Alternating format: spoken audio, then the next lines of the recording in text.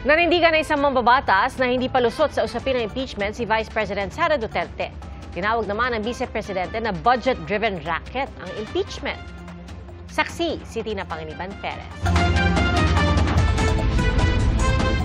Naniniwala si Vice President Sara Duterte na ginagamit ang 2026 budget para makakalap ng suporta para sa panibagong impeachment complaint laban sa kanya.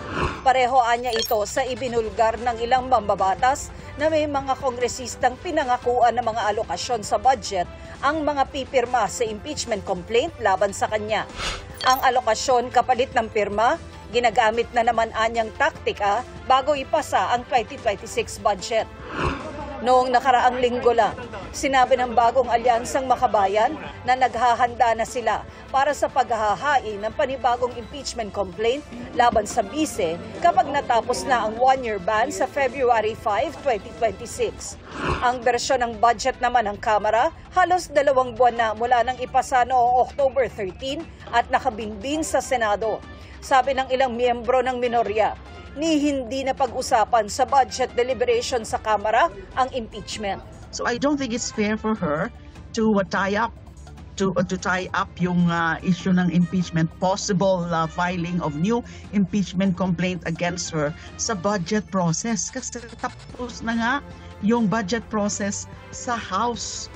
What remains is the BICAM. So ano pa ang ibig niyang sabihin na naging ano na naman ito, bargaining chip na naman ito? Not at all.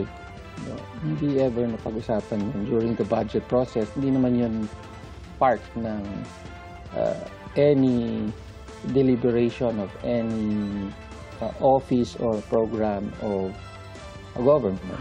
Pero sabi rin ng mga mambabatas, talaga namang hindi pa tapos ang isyong ibinato noon sa Vice-Presidente.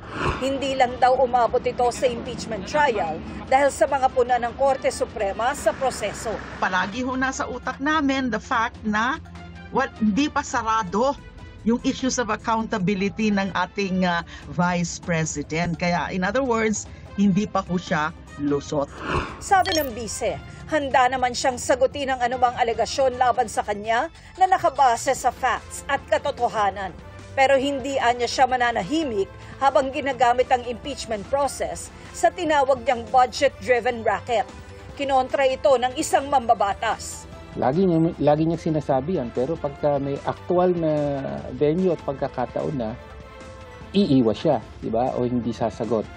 Halimbawa, dito na lang sa 125 million na confidential funds na nawaldas in 11 days.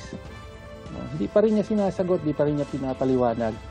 Para sa GMA Integrated News, Tina Panganiban Perez, ang inyong saksi. Mga kapuso, maging una sa saksi. Mag-subscribe sa GMA Integrated News sa YouTube para sa iba't ibang balita.